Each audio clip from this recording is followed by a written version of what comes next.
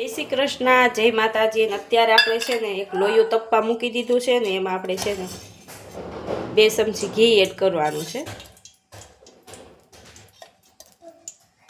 આપણે ઘી એડ કરી દીધું છે ને હવે એને આપણે છે ને ગરમ થવા દેવાનું છે. તો આપણું ઘી ગરમ થઈ ગયું છે ને આજે આપણે મસ્ત મજાની રેસીપી બનાવવાની છે. રેસીપીમાં બનાવવાના છે બીટના લાડુ.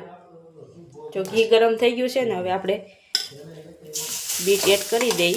મસ્ત જો આપણે છે ને ઝીણું ખમણ કરી લીધું છે બીટનું. આપણી વાડીના ઓર્ગેનિક બીટ આવી ગયા છે. હવે એને આપણે છે ને ઘીમાં શેકાવા દેવાના છે.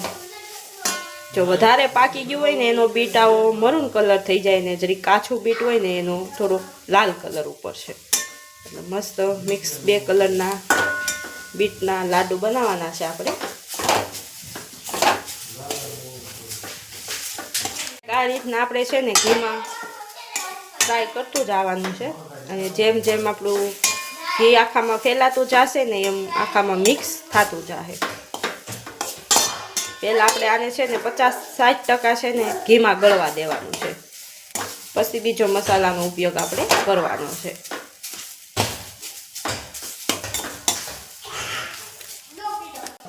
જો આપણું બીટનું ચૂરણ છે ને એકદમ સરળ રીતે ઘીમાં શેકાઈ ગયું છે અને એકદમ ગળી ગયું છે. જો કંઈક આ રીતનું થાય ને ત્યાં લગણ મિક્સ કરવાનું છે. અને જો મસ્ત મિક્સ થઈ ગયું છે અને એકદમ ઝીણું ચૂરણ થઈ ગયું છે.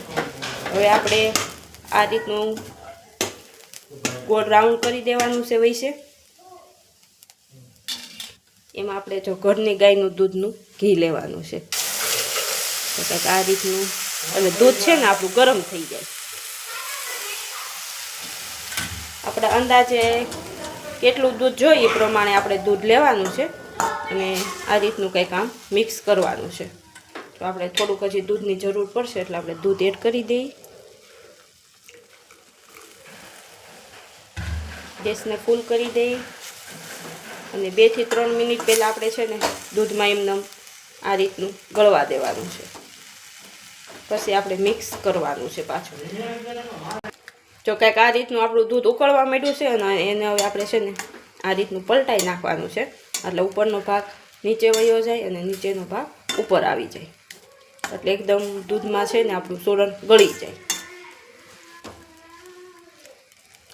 હવે એમાં આપણે છે ને ખાંડનો ઉપયોગ નથી કરવાનો. તો આ રીતની ઝીણી હાકર લેવાની છે અને હાકરનો ઉપયોગ કરવાનો છે. આપણે ગળ્યું ખાતા હોય પ્રમાણે આપણે હાકરનો ઉપયોગ કરવાનો છે. પણ આપણે તો બાળકો માટે બનાવવાનું છે એટલે આપણે થોડું મોળું રાખવાનું છે. તો આ રીતનું મિક્સ કરી દઈએ એટલે આપણી હાકરે ગળી જાય અને ચૂરણમાં પણ ગળ પર બેસી જાય. તો આપણા આ બીટમાંથી રસ છે ને અલગ થવા માંડ્યો છે અને દૂધ આરે મિક્સ થવા માંડ્યો છે. દૂધ અને રસ બે મિક્સ થઈ અને આપણા ચૂરણમાં મસ્ત ભળી જાય ત્યાં લગન આપણે આ રીતનું મિક્સ કરવાનું છે. એકદમ રીતે છે ને આપણે આને મિક્સ નથી કરતું રહેવાનું. કંઈક આપણું દૂધ ઉકળે એટલે આ રીતનું આમ પલટાઈ દેવાનું. પછી છેલ્લે છે ને આપણું દૂધ બધું બળવા આવે ને તઈ આપણે મિક્સ કરવાનું છે. ત્યાં લગન એમને આપણે દૂધમાં આને છે ને ઉકળવા જ દેવાનું છે. આ રીતનું મૂકી દેવાનું છે. હવે પાછું આપણે આને ઉકળવા દેવું. જો આપણે છે ને દૂધ બળતા વાર લાગશે કારણ કે આપણે ખાંડનો ઉપયોગ કર્યો છે ને ખાંડનું પાણી થાય ને એટલે વધારે ઢીલું થાય. આપણે દૂધ નાખ્યું એથી નહીં.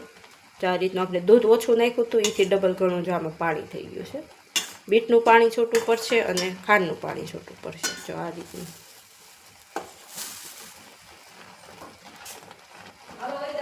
મસ્ત રીતે મિક્સ કરતા રહી.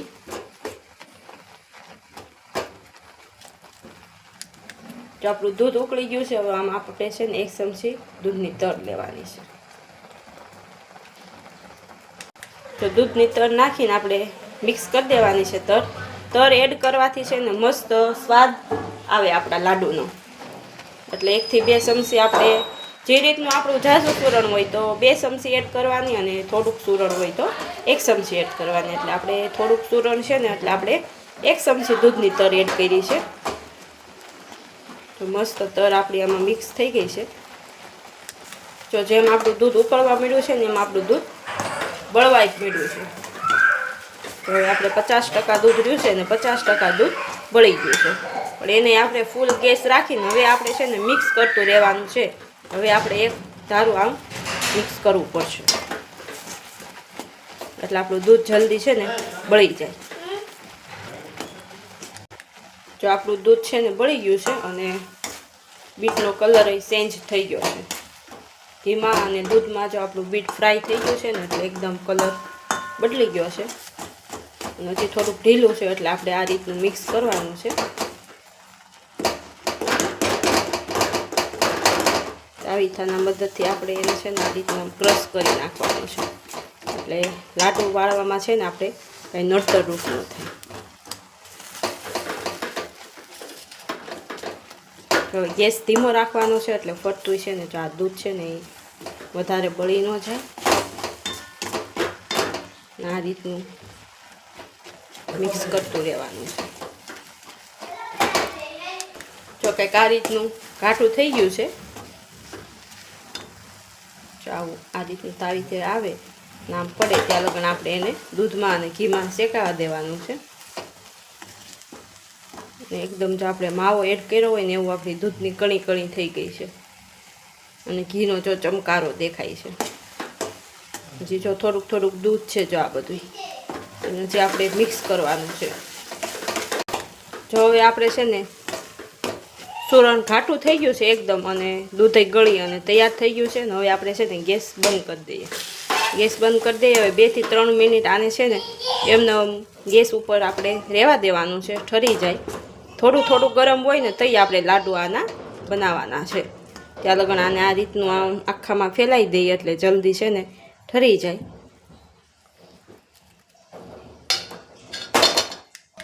જો હવે આપણે થોડુંક ઠરી ગયું છે તો આપણે કાજુ બદામનો ભૂકો એડ કરી દેવાનો છે.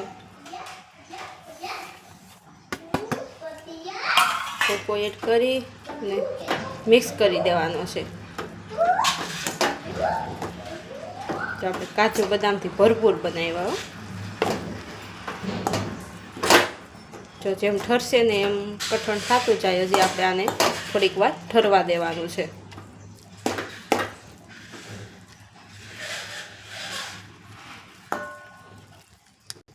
જો હવે આપણે લાડુ બનાવવાનો હલવો છે ને એકદમ સરસ રીતે ઠરી ગયો છે.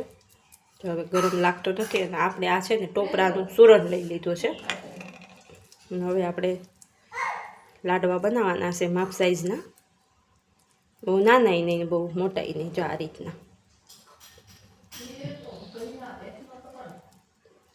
આ રીતનો કંઈક આપણે લાડુ બનાવી અને તૈયાર કર્યું છે. એને આ રીતનું આપણે ટોપરામાં જો મિક્સ કરી દેવાનું. આ રીતનું મિક્સ કરી દીધું છે અને હવે એક આપણે નાની ડીશ લઈ લેવાની છે. ડીશમાં આ રીતનું મૂકતા જવાના છે અને એક પછી એક બધા જ લાડુ આપણે એક સરખા વાળી અને તૈયાર કરવાના છે. જો આ રીતના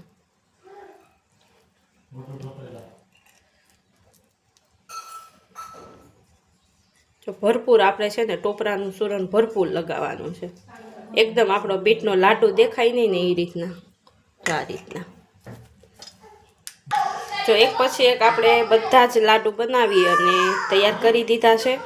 અને મસ્ત જો ટોપરાના શીરમાં બધાય લગાવી અને આખી ડીશ બનાવી અને આપણે તૈયાર કરી છે. જો બધા એક સરખા મસ્ત આખી ડીશ બની ગઈ છે. જો મસ્ત આપણા છે ને બીટના લાડુ બની અને તૈયાર થઈ ગયા છે. અને આપણે છે ને 10 જ મિનિટમાં લાડુ બની અને તૈયાર થઈ જાય છે. આપણે જો ઝડપથી બનાવવું હોય કાંઈ ગળપણ અને ઉતાવળ હોય અને આપણે કોઈ મહેમાન આવ્યું હોય અચાનક તો આપણે છે ને આ જલ્દીથી બનાવી શકીએ. આપણે આમાં ખમણતા થોડીક વાર લાગે બાકી બનાવતા વાર ન લાગે. અને મારા લાડુ કેવા બન્યા ને એ તમે મને જરીક કોમેન્ટમાં જણાવજો. મસ્ત આપણે 10 મિનિટમાં છે ને બીટના લાડુ બનાવી અને તૈયાર કરી દીધા છે. અને મારી રેસીપી કેવી લાગી તમે જોઈ મને કોમેન્ટમાં જણાવજો. અને તમે કઈ રીતે બનાવો ને એ મને કોમેન્ટમાં જણાવજો. અને મારી ચેનલમાં પહેલી વાર હોય તો મારી ચેનલને લાઈક કરજો, શેર કરજો અને સબસ્ક્રાઈબ કરજો. જય શ્રી કૃષ્ણ. આવજો બધા બીટના લાડુ ખાવા.